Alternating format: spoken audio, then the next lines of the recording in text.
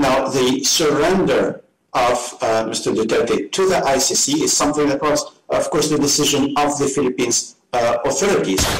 Wala na respetuhan ito sa isang kapwa co-equal branch of government.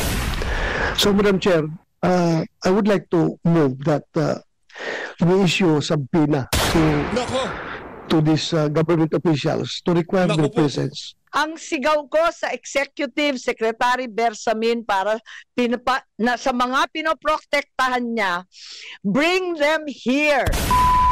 Nako, unti-unti na hong lumalabas ang katotohanan. ICC, linaglag na ho itong si Marcos Jr. Administrasyon ho talaga nitong si Marcos Bangag ang gumugusto na maipadala itong si dating Pangulong Rodrigo Duterte dyan sa ICC. Kumusta ho kayo lahat dyan mga kababayan? Welcome back sa PH Update. Muli ho tayong nagbabalik sa panibagong reaction video. Ayun na nga dito sa video na to, pagpapatuloy ng hearing dyan sa Senado at itong pagsisiwalat ng ICC kung sino nga ba ang gumugusto na maipadala dyan sa ICC itong si dating Pangulong Rodrigo Duterte. Heto, rekta ho tayo kaagad dito sa tagapagsalita ng International Criminal Court. Makikibalita ho tayo kung ano nga ba, kung dahil ba doon sa diffusion notice, dahil ba doon sa warrant of arrest, sasagot ho dito ang ICC kung bakit napunta dyan sa ICC detention facility itong si dating Pangulong Rodrigo Duterte. Pakinggan ho natin itong mga kababayan. Malupit ito. In interviews, you have said that there are actually two facets to the issue of jurisdiction of the ICC. One is covering the alleged crimes against humanity, the period of the alleged crimes. And second, the surrender of the Philippine government to the ICC's jurisdiction. Surrender surrender to ICC jurisdiction. Hindi ho doon sa diffusion, hindi ho doon sa warrant of arrest. Ang ginamit na term is surrender. Jurisdiction of the former president. May you elaborate on this, Doctor, and also more on the second part, because the first in the first instance, there is jurisprudence from the ICC and even from the Philippine Supreme Court. Well, I'm not sure that I fully understand the question, but from the point of the question of jurisdiction, despite the fact that the Philippines withdrew from the ICC statute, the withdrawal is only affecting what happens after the withdrawal becomes effective, which was a year after the deposit of the withdrawal instrument within the Secretary General of the UN. So for the ICC, the jurisprudence has been always clear that the ICC had jurisdiction over the crimes that were allegedly committed during the period when a state was a state party. So for the Philippines, during the period from 2011 to 2019. And during this period, crimes allegedly committed that may be considered as war crimes, crimes against humanity, or genocide would have been under the ICC jurisdiction. And the withdrawal of the Philippines does not affect this jurisdiction, and this jurisdiction can be activated, so cases can be brought before the ICC in relation to these crimes, even after the withdrawal of the Philippines. So this is a main element, that the investigation and the cases can start after the withdrawal, but they are only related to crimes that allegedly happened during the period when the Philippines were a state party. Now, the issue of the arrest and surrender of Mr. Duterte, it is something for which the court has always showed appreciation to the Philippines' commitment to the international accountability mechanisms. And it is important because we believe that justice should prevail, that truth has to be revealed, and there is a process for that, which is, in our instance, the international level process before the International Criminal Court. Dr. Abdallah, the Chief Legal Counsel of the former president has indicated that he will bring this matter even before the confirmation of charges hearing. And so that is why we wanted you to elaborate on how this turnover or surrender by the Philippines, which was no longer a state party to the ICC at the time? Well, I think the main element, as we had already indicated, is that the ICC has jurisdiction over the alleged crimes because they happened allegedly during the period when Philippines was a state party. Now, the surrender of Mr. Duterte to the ICC is something that was, of course, the decision of the Philippines authorities. And decision ho yun ng bansa natin ang pagsuko kay dating Pangulong Rodrigo Duterte. Hindi sa kahit ano pa mang obligasyon na sinasabi ni Marcos Jr. sa ICC. Hindi ho. Desisyon ho ng ating bansa. Hindi sa kahit ano pa mang obligasyon na sinasabi nito nga binibidan lang. Obligasyon sa Interpol. Kailangan nating, diba, yung obligation natin. Hindi. Decision ho natin kung susundin natin yan o hindi. Kaya ang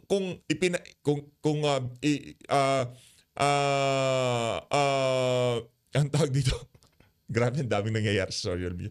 Kung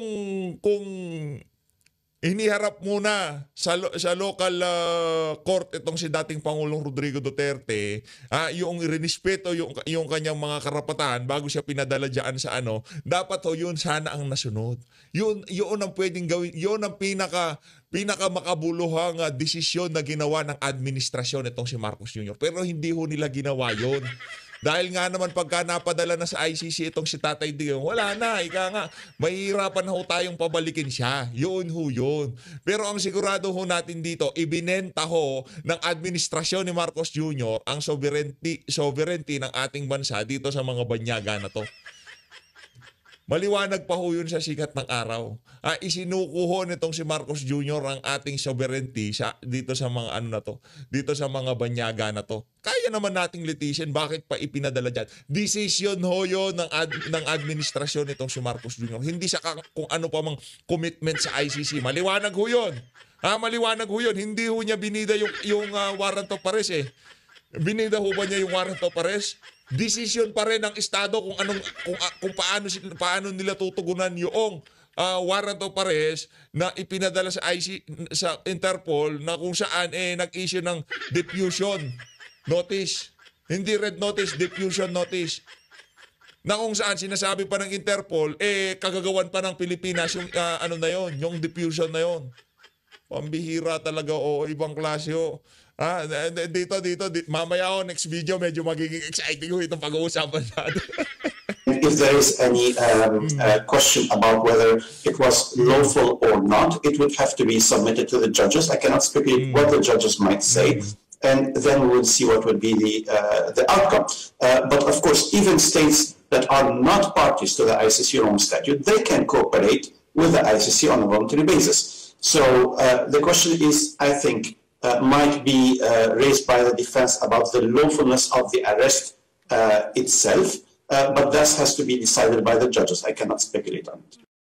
Katulad nung nakarang hearing, ang pag-uusapan po natin ngayon, ito yung sa Committee on Foreign Relations po, i-discuss natin ang clarification of the involvement and the roles of the ICC, the Interpol, and the various government agencies in the arrest of former President Rodrigo Roa Duterte, confirmation that measures were taken to ensure that the rights of the former president under domestic laws and relevant treaties were properly protected, and lastly, that such other matters that may aid the committee in crafting necessary legislation on the coordination between Philippine authorities and international tribunals and law enforcement organizations. And I would like, therefore, to invite and at this juncture make an opening statement or invite Senator Bato and Senator Go to make their statements quickly thereafter. Ang akin lamang, okay. Ang totoo, ang katotohanan ay parang anino. Kahit saan ka tumakbo, palaging nasa likod mo. Ang katotohanan ay parang anino. Wala itong walang liwanag kung walang magpapaliwanag. Secrecy na ba hindi na transparency.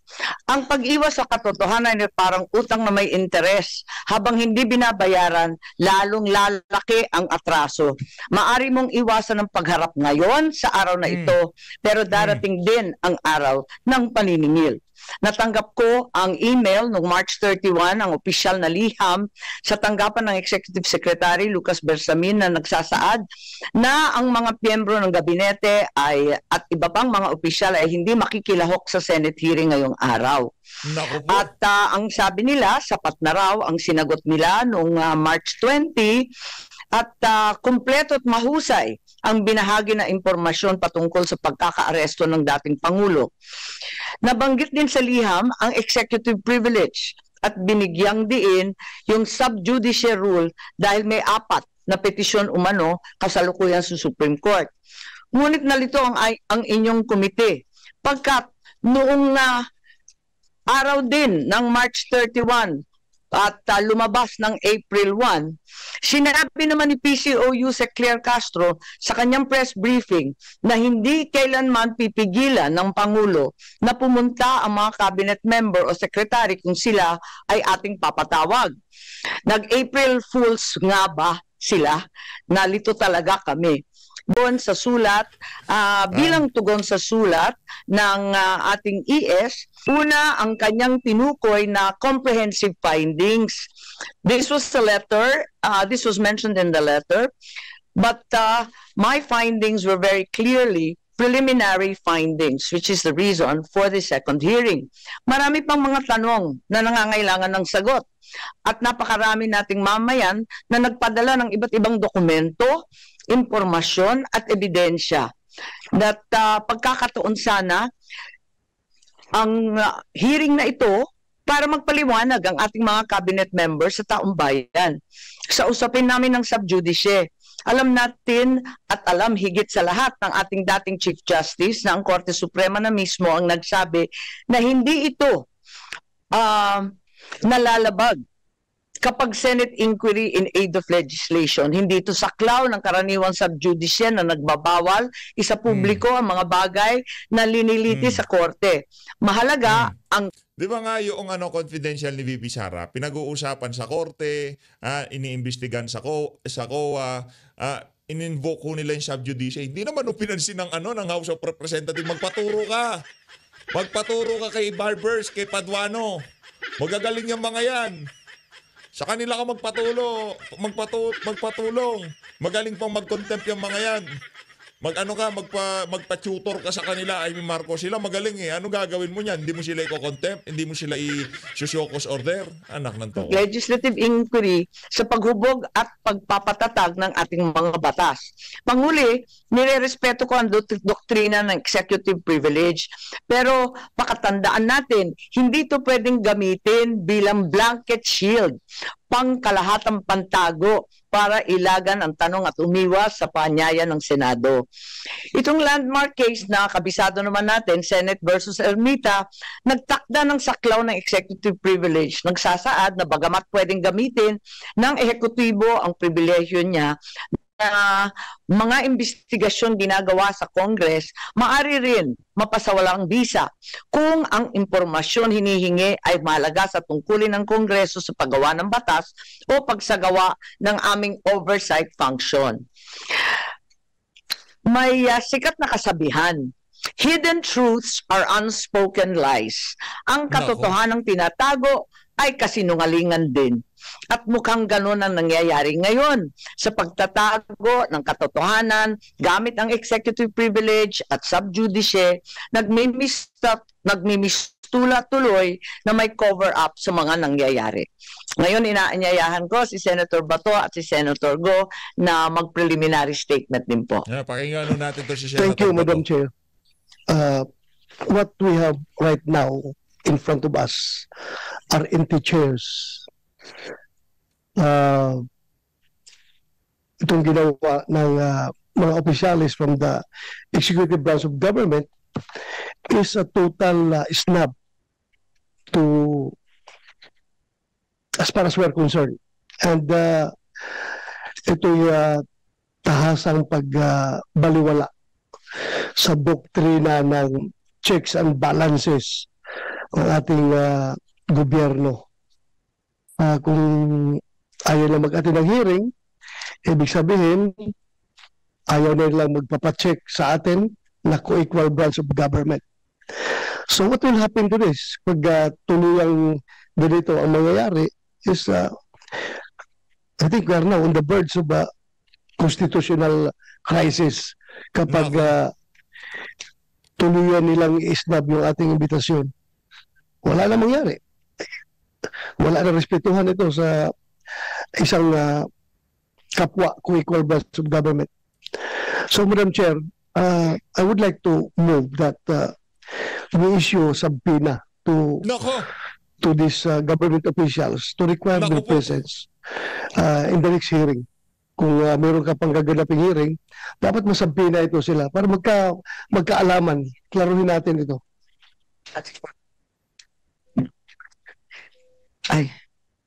Maraming salamat, Senator Ronald De La Rosa.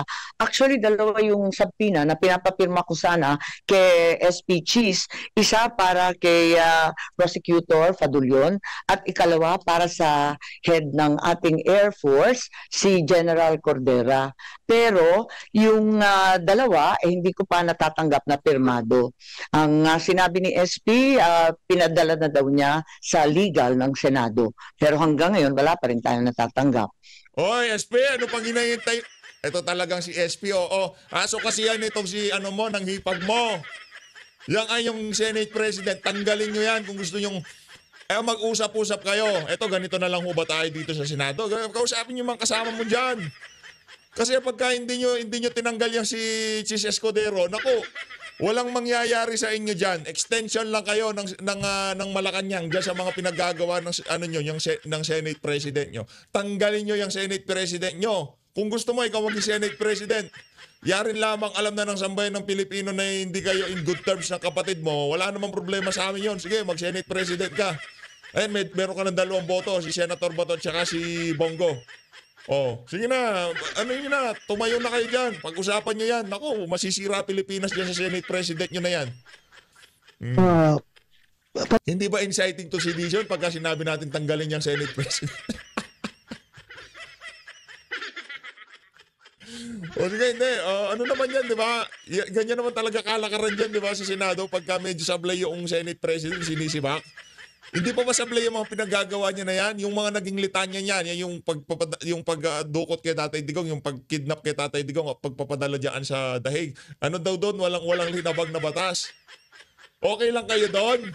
Senate President nyo, ganun yung mga pinagsasabi. Aba, nasa sa inyo ho yan. Pero kung ako tatanungin, ang gusto kong maging Senate President niya, si Senator Bato de la Rosa, syempre. Talap natin, Madam Chair, kasi alam mo, if this situation is left unchecked, ang nangyari sa atin dito is hayaan na lang natin na meron tayong Philippine National Police na patuloy na nilalabag yung ating konstitusyon at ang ating mga batas. Hindi po maganda ito, Madam Chair. Kaya nag-exist yung Senado, in particular, yung buong Kongreso, para meron tayong checks and balances. Hindi po pwede yung executive branch of government. Hahayaan na lang natin na gagawa sila ng mga hakbang na lapag sa ating konstitusyon.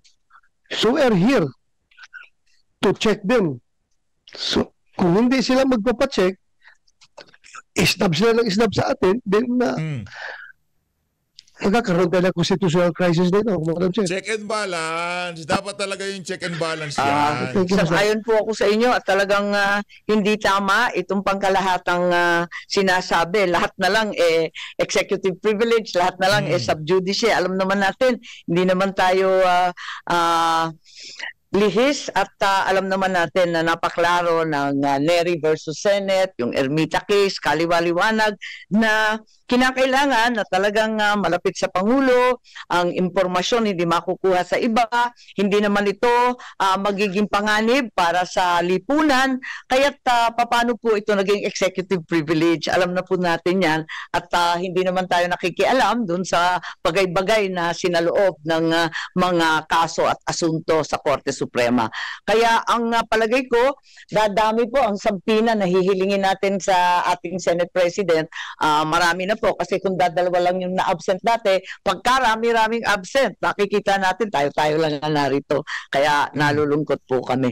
At ngayon, tawagan naman natin si Senator Bongo. Ayan, Senator Bongo. Ano kaya Magandang umaga po. Baka babalitaan tayo doon sa nangyaring rally dyan sa dyan kay na Congressman Oeminal. Di ko kaya tayo babalitaan ito si Senator Bongo? Hindi, nakita ko lang yung mga picture kay Sir Tio Moreno. Nakita nyo rin? Nakita nyo rin yung mga picture? Oo. Makibalita tayo, Senator Bongo. Ano po nangyari doon sa rally? Wag ho natin kalimutan isa sa mga nagsusulong ng impeachment ni VP Sara, yung mga Oeminal na yan. Okay, isa ho yan sa mga pumirma dyan sa impeachment ni Vice President Sara Duterte. Nakaturo sa si VP Sen Bongo, nakaturo sa si VP, paano ba yan? Madam Chair, Senator Bato de la Rosa, into the resource persons present in this meeting, parang wala namang resource persons present dyan. Parang wala akong nakikita. Si Attorney Medina lang po, yung dating resource natin, at narito rin yung dalawang abogado ng SEC. Yun lang po. Napakalungkot naman po. Malungkot yung Pilipino. Okay lang, Senator Go. Wala ka naman doon sa venue Ano ka lang naman teleradyo ka lang naman. Malungkot rin yung hearing natin. Hindi, ano lang naman, tatanong lang naman. Baka inimbitahan siya, di ba, doon sa sortie, campaign rally ng nitong mga Uominal. Saan nga kasi itong mga Uominal na to? Nakalimutan natin. Sa nakaraang pagdinig ng committee ito, marami tayong naisiwalat na maaring pagkakamali o paglabag sa batas, due process at karapatang pantao na isinagawang pag-aresto kay dating Pangulong Rodrigo Duterte. The preliminary report of the chairperson underscored a crucial point. The Philippine government was under no legal obligation to arrest the former president and surrender him to an international court. It was revealed that what was received. Yan, taga Misamis Occidental. Next time, Senator, number 1 naman ho kayo. Kayo ang kailangan ng mga Uominal, hindi nyo ho sila kailangan. Hindi nyo sila kailangan. Kayo ang kailangan nila, di ba? Tawag nga sa'yo, Mr. Malasakit. Di ba? Kailangan kayo. Kasi kayo yung, kumbaga, yung programang Malasakit Center. Di ba? Di ba? Ganun ho yun. Kayo kailangan nila. Sila hindi nyo sila kailangan. Pero para magpa-picture-picture, maano lang yung tipong, mababahiran lang yung tipong, yung ibang mga malisyoso.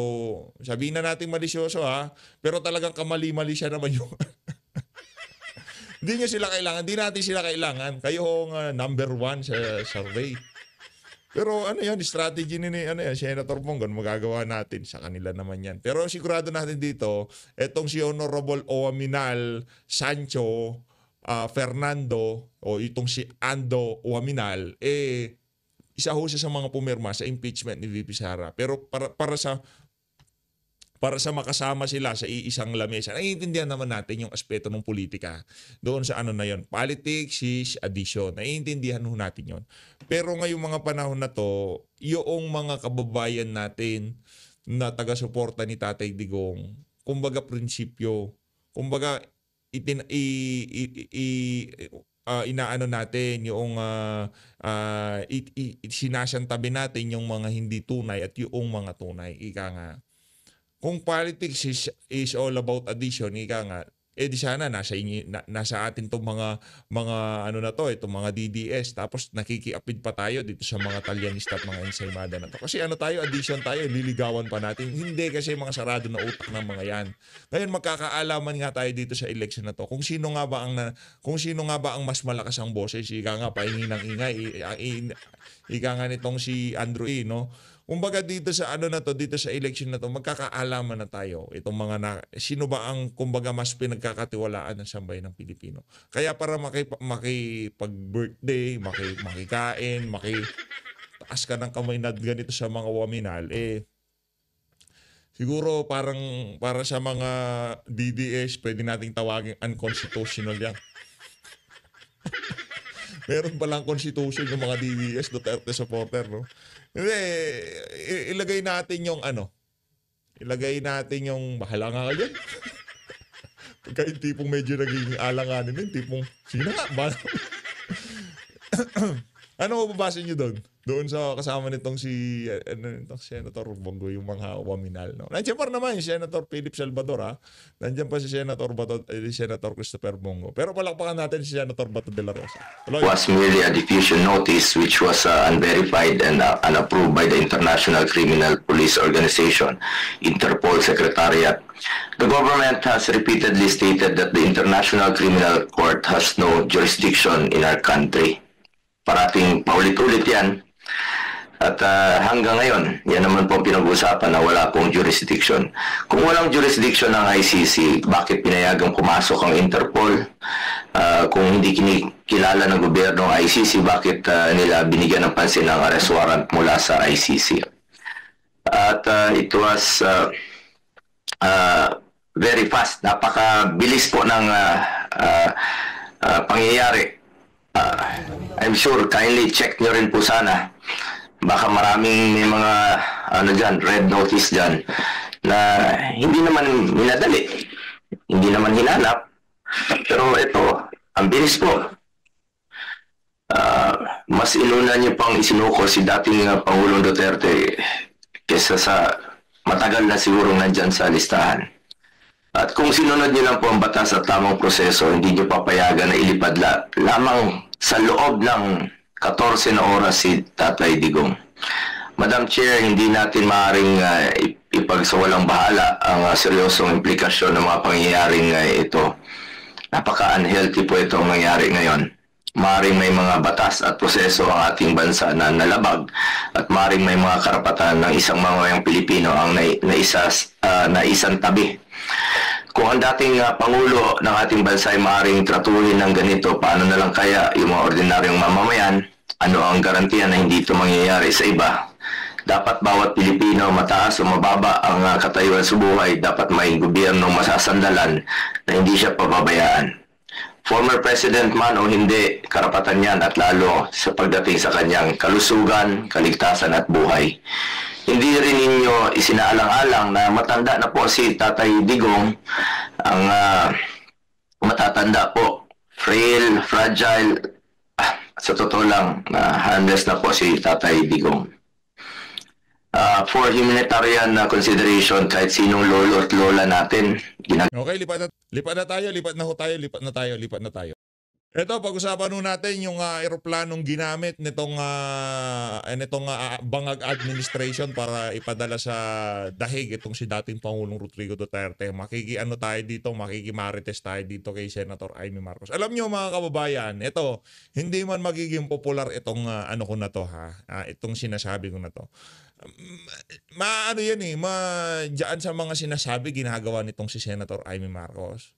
Tapos, kung ibabasin natin doon sa ginagawa at sinasabi ng mga kandidato nitong si dating Pangulong Rodrigo Duterte, di ko naman sinasabing iboto nyo yan. Kasi tayo kasi as much as possible, ayaw na talaga natin bumoto ng Marcos. Pero ang problema kasi dito mga kababayan, hindi siya kandidato nitong si Tatay Digong, hindi siya kandidato nitong si Vice President Sara Duterte. Duterte pa rin tayo eh.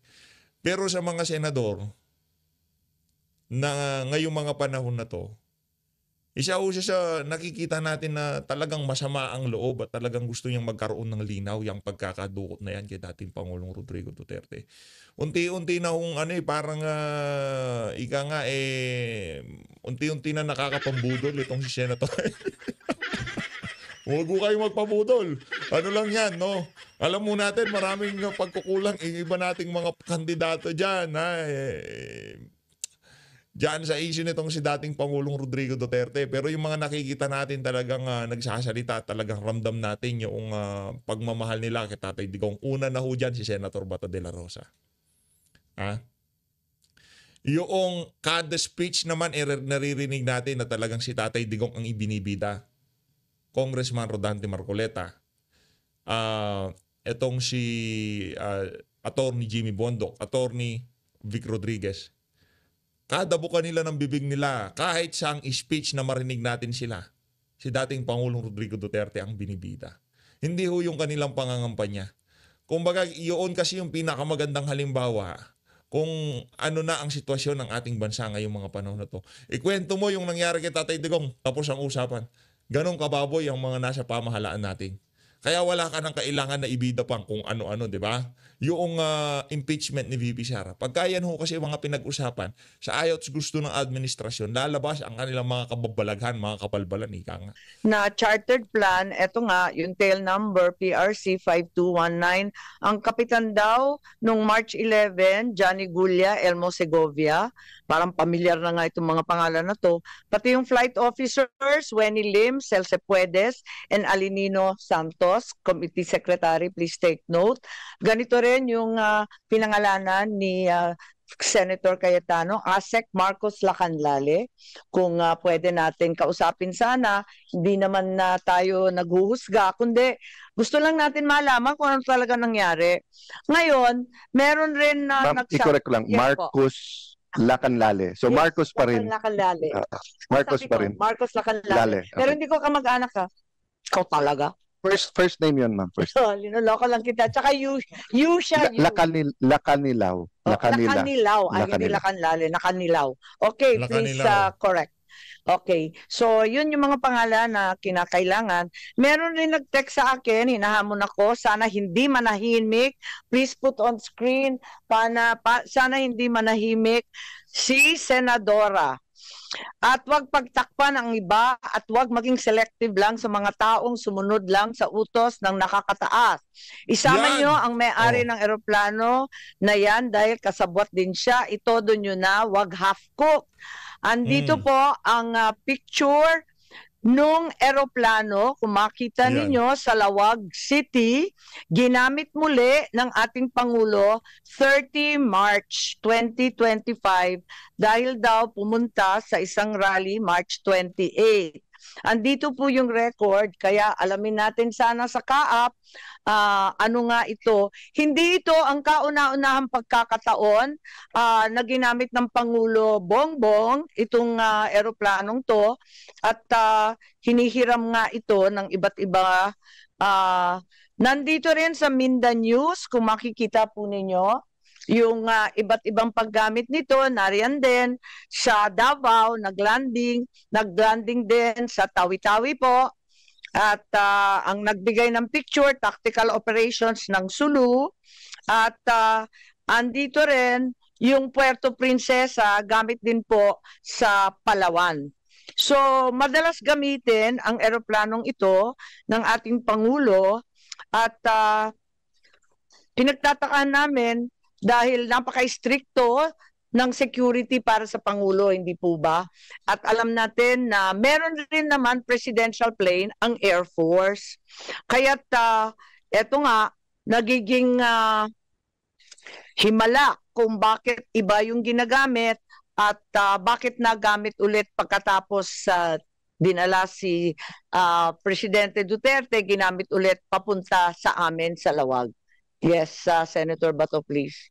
Alam mo, Madam Chair, yung eroplano na yan, malungkot ang history ng eroplano na yan dahil yung eroplano na yan siguro, if it's being used by the presidents and the previous presidents, siguro yan yung eroplano na ginagamit ni Pangulong Duterte at baka ako, nakasakay rin ako niyan in one of our official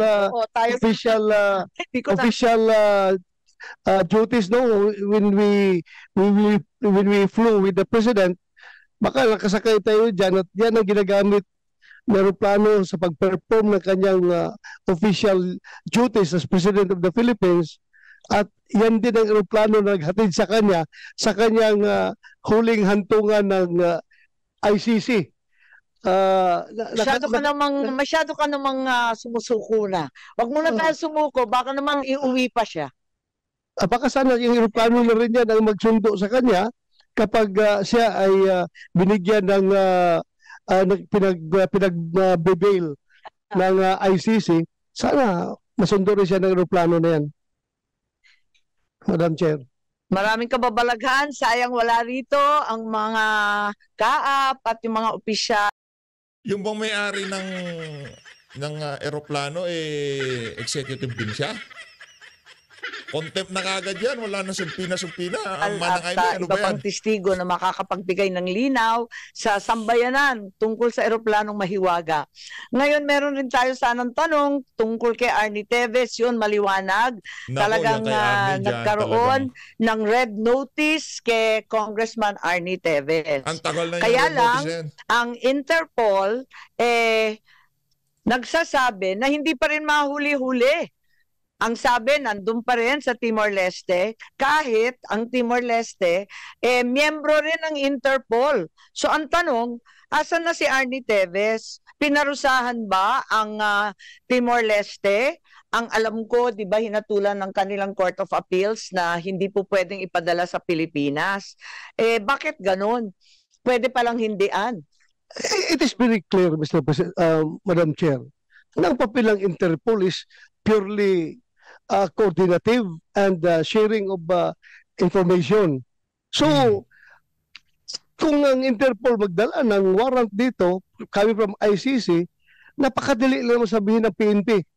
Sorry, Interpol, I cannot cooperate with you because we do not recognize the jurisdiction of ICC at yung warrant na dala-dala ninyo, na ang basis sa inyong red notice or yung diffusion notice na yan ay yung warrant ng Interpol, hindi na namin yung na-recognize. So, bakit ka namin sundin? So, sorry, Interpol, pwede naman ganun eh. Tayo, ang ginawa pa nating excuse ang Interpol para ibiyahe si Pangulong Duterte doon sa The Hague. Hindi ba yung Interpol, hindi naman pinaparusahan ang Timor-Leste? Kahit hindi sila sumusunod doon sa... Walang pagkaparusahan niya dahil Interpol exists for its members. Ang membro niya ng mga police organizations all over the world, nagbabayad yan ng annual pay doon sa annual fee sa Interpol para mabuhay yung operasyon ng Interpol. So, kung aalis ang Timor-Leste as member of Interpol, malaking kawalan niya sa kanila. O kung aalis ang Philippine National Police, malaking kawalan sa Interpol yan. Wala naman palang parusa. Bakit atat na atat tayo na ipadala si Presidente Duterte sa The Hague? Diffusion lang yon. Wala naman palang obligasyon. Nakikita natin, Madam Chair, it is more than the Interpol, more than the ICC, this government really is the most interested party na maibiyahe si Pangulong Duterte doon sa The Hague. Yun talaga ang klarong lumalabas, Madam Chair. Ko talaga naman. Ito pa yung mga OFW natin, tumawag sa lahat ng sulok ng daigdig at nalulungkot ako, wala sina Arnel Ignacio ng ating OWA, wala rin dito si Hans Kakdak, ang secretary ng Migrants. Sana tatanungin ko kung ano yung procedure kapag yung OFW pinagdududahan na may krimen sa abroad, paano tini-turn over sa foreign jurisdiction? Ano yung safeguards? Paano natin pagtatanggol yung mga Pilipino na nahahatulan ng krimen o pinagdududahan o naaaresto? At alam din natin na marami na rin, ilan na rin ang OFW, mga Pilipino, na naaresto sa abroad. At tayo, ginagawa natin ang lahat para maibalik. Kahit convicted na yan, criminal na yan, nagsiserve na ng sentence, talagang ginagawa natin ang lahat para maiuwi. Kaya nga, tinatanong ko, nakauwi na lang tayo ng marami, di ba? Bakit natin ine-export ang ating dating Pangulo? Yun nga yung mga nahahatulan sa ibang bansa. Inuuwi natin pilit kasi ang Pilipino may karapatan manatili sa Pilipinas. Di po ba? Ngayon, natatakot na yung mga OFW natin, nandun sila, wala namang magtatanggol sa kanila. Kung mismo sa sarili mong bansa, pwede kang tangayin ng sino man. Abay, anong kasiguraduhan na safe sila sa ibang bansa? Nako. Anong kasiguraduhan? Hindi ko masagot at nahihiya na nga ako sa ating mga OFW. Hindi ko maintindihan kung ano masasabi sa kanila. Hindi naman dumalo yan si Sir Arnel eh. Wala si executive. Ang simple lang ho sagot dyan, Senator Amy Marcos. Subpi nga lahat. Lahat sila dapat sumpina. Diba? Ganun na lang ho yun mga kababayan. Diba? Sa tingin nyo, ano ho dapat gawin itong si Senator Amy Marcos? Dahil na nagagalit nga, ba't daw ganun ang nangyari? Pero magko-closing na lang po ako, palibasa wala tayong sagot sa araw na ito. Walang dumalo sa ating pagdinig, hindi nila dininig ang pulso ng bayan. Paano tayo uusad kung mismo mga dapat magpaliwanag ay nagtatago sa dilim? Paano natin mapapanagot ang mga ayaw sumagot? Pero hindi tayo titigil. Sama-sama natin ihahatid ang mga sabpina na hinanda ko na. Kailangan kasi pirmahan ng lahat ito ng ating Senate President Chis Escudero. Kailangan pirmahan ng lahat ito pagkat absent silang lahat ngayon. Upang kanyang pirmahan, patunayan na ang Senado ay malaya at matapang na naninindigan para sa mamayan. Sambayan ng Pilipino ang masusunod. Tayong mga lingkod bayan mula barangay hanggang Malacanang ay pawang tagapagsilbi lamang. Tagapakinig na sa daing. Tagasagot sa mga tanong. Kung kaya ng isang matanda na may sakit na harapin ang walang respetong pag-aaresto, bakit ang mga duwag na ito ay wala sa ating harapan? Nako. Yari, yung pinadala nyo, hinaharap niya, banyagang korte. Kayo, Senado lang, mga duwag kayo. Mga wala kayong yagba. Magalit na kayo sa akin, pero hindi ba kaduwagan ang hindi sumagot? Sadyang naging duwag na nga ba ang mga Pilipino? Hindi ako papayag. Hindi rin papayag si Senator Bato. Hindi ako aatras tulad nila. Ipakita ko na ang Senado ay ang huling balwarte ng katapangan ng katotohanan. Kung ang sigaw ng sambayanan sa ICC para kay PRRD ay bring him home, ang sigaw ko sa Executive Secretary Bersamin para sa mga pinoprotektahan niya, bring them here to the Senate now. Yun lang. Ako, yari ka dyan. Yari ka dyan, Bersamin. As always, maraming salamat sa pagsuporta sa PH Update. Natawa itong si Senator Bato de la Rosa. Palakpakan natin si Senator Amy Marcos. Kapalapalakpak ko yung ginawa niya na yun. Merong oras para magalit, merong oras para kabusitan, pero dito sa ginagawa niya na to, binibigyan ho natin siya ng recognition na tama yung ginagawa niya na yan. Pagka tama, anong sinasabi ng palakpakan. Pagka mali, banatan. Pero hindi pa rin natin siya iboboto. Hindi porket ginagawa, trabaho niya ho yan. Trabaho niya bilang senador. Pero maraming senador na pwede nilang gawin yung mga bagay na yan. Hindi nila ginagawa. Kaya, para dito kay Senator Amy Marcos, kudos, palakpakan ho natin. Pero hindi ho natin siya iboboto. Maraming salamat to. So Luis, mag-ingat po kayong lahat. Mahalin natin ng Pilipinas. Saludo. Saludo. Dito sa video na to, saludo ako Senator Amy. Dahil dyan sa mga sumpina na yan, papalakpakan pa kita ng isang beses. Pero mas mainam yan kung kakausapin mo yung kapatid mo, bangag na bangag kasi madam eh. Kausapin mo na kasi. Pati ba yung mga taga-norte, di ka na rin nila respeto? Balita ko, ikaw ang mas respeto nila doon. Pagka Marcos ang pinag-uusapan, wala naman huyang si BBM. Ang respeto nila yung si Amy Marcos kasi wala naman daw nagawa doon sa Ilocos yan si Marcos Jr. Ito totoo to ito yung kwento. Nagpunta na ho tayo dyan. At ang ibinibida ng mga tao sa Ilocos, hindi naman ho si Marcos Jr., ay binibida ho nila itong si Amy Marcos. Yung mga programa, proyekto dyan sa Ilocos Norte, siya daw hong may pakana. Yan si Marcos Jr., wala naman hong nagawa yan. Talagang nagbabangag lang ho ang trip niyan.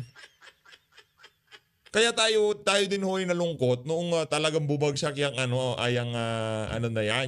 unit team na yan, no? Dahil ba't di na lang kasi ikaw tumakbo? Para ka namang ewan, katandem mo na si BP. Di ba? Mananalo ka naman doon. Pero sa bagay, ang papasok naman sa utak ng sambayan ng Pilipino, pagkatapos mo, talagang gugusto sila dito sa bangag na to eh. Talagang iisa at iisa tong si Marcos Jr. eh. No? Iisa at iisa ho siya, no? Pagkatapos ito siya, ako naman, pagka siya na nakaupo, same banana naman ang ating mararanasan sa pamumuno nitong bangag na to. Maraming salamat mga kababayan, mag-ingat po kayo.